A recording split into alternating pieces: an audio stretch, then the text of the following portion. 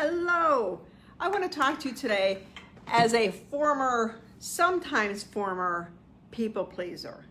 That's why this topic is Confessions of a Former People Pleaser. I'm Karen Barno. Welcome to Possibilities University.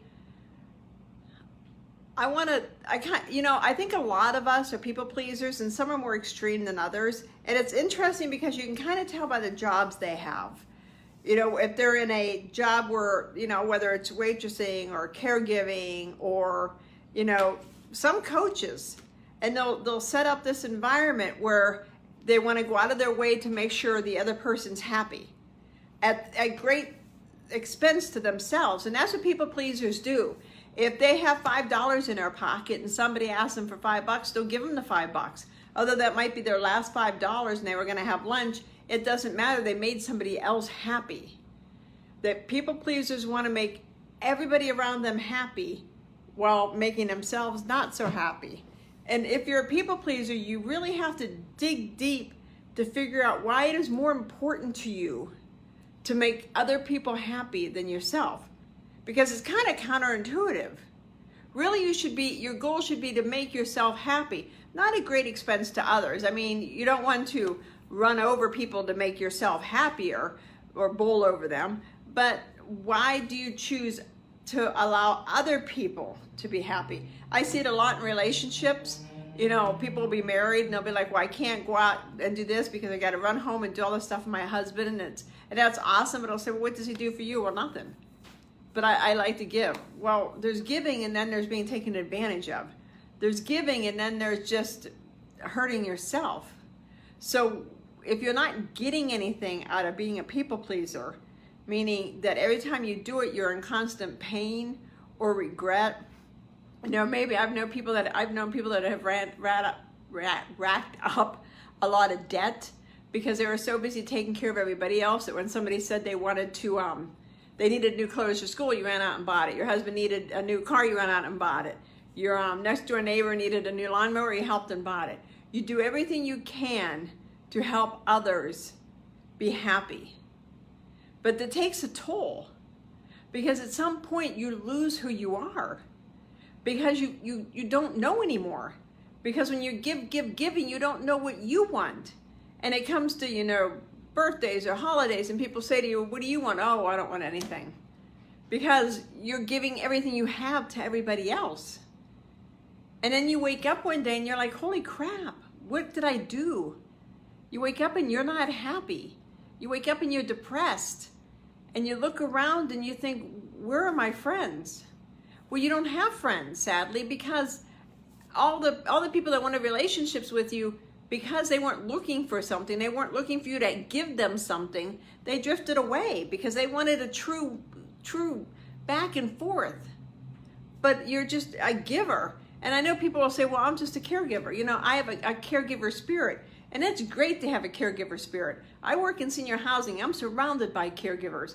And it's wonderful to have that spirit, but you can't give too much to your expense. I know people that are going to work at 5 o'clock in the morning and stay there till 9, 10 o'clock at night, taking care of all the residents. They have children at home, they have their husband at home, so they go home to their husband and children, and they're like, wait, we have needs, so they're taking care of those needs. And then there's nothing left for them. They've given and given and given till they're sitting in a dark room one day just sobbing because they're wondering in their mind why people aren't giving back. But they're not giving back because you're not asking. You're not saying, hey, you know what? I can't take you to school today. I got a meeting at 8. I can't take you to school and get to my meeting. If I'm going to get to my meeting late, I'll get in trouble. They can't do that because they're so afraid of displeasing people. And I really believe that's where it comes from. It comes from the fear of displeasing. And a lot of people that have abuse in their background or trauma in their background, or parents that might have had divorce, or anything where they're around people that are always fighting or causing trauma to them, they have learned that if they make everybody around them happy, they're still going to have trauma probably, but it won't be as bad, or it won't be as often. And as we grow, you grow into that role, that you go out of your way to please everybody.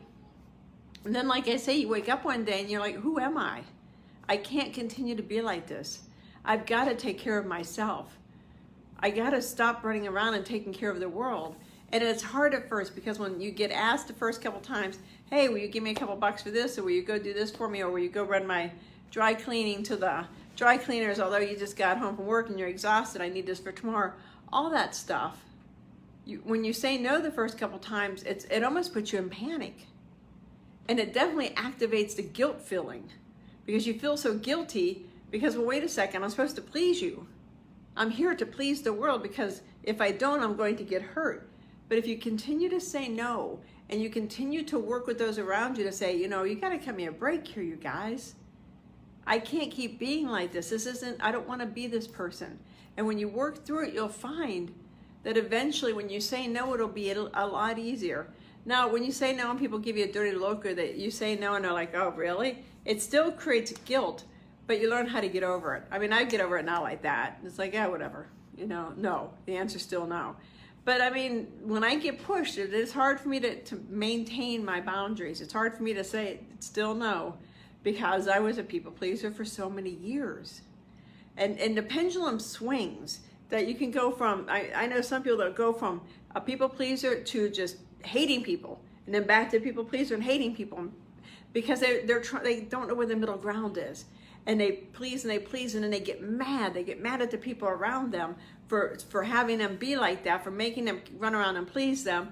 And they get so angry, so they ball up into a little ball themselves and they get angry and they stop.